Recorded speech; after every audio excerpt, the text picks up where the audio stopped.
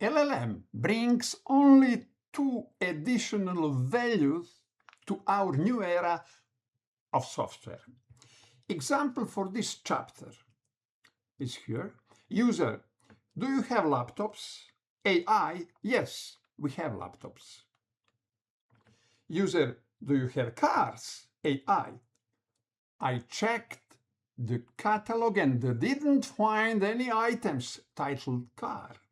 User, today is hot. AI, I can't see live weather for your location. Do you want me to check? If so, tell me your city or zip code. LLM understand meaning. Understanding meaning is one of the 2 major additional values that LLMs bring to our new era of software. The second is natural language. There are only 2, but they are big 2. By understanding meaning, the LLM can differentiate between question that is part of general conversation and a question about the offer in an e-shop. Where does the LLM's meaning happen in our code? Here.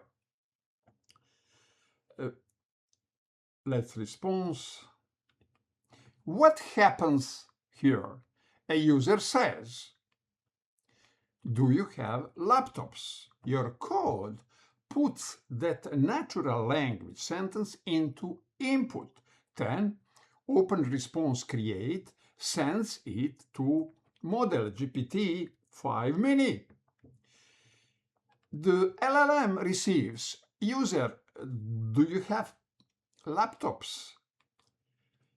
Available tool, search products. Description, search products in the e-shop by title.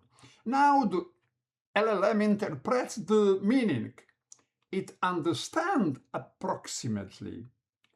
Laptops, this sounds like a question about products. The e-shop catalog may contain the answer. I have a tool called search products. I should use that tool. Query equal laptop.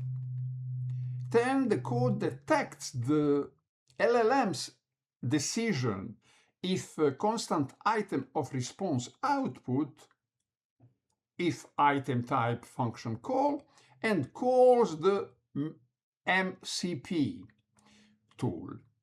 Constant results equal awaiting MCP client, call tool, name, item name, arguments, JSON para item arguments. The complete chain is user, do you have laptops? LLM understands meaning. I should search the catalog.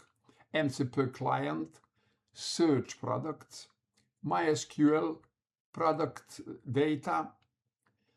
LLM, yes, we have a laptop.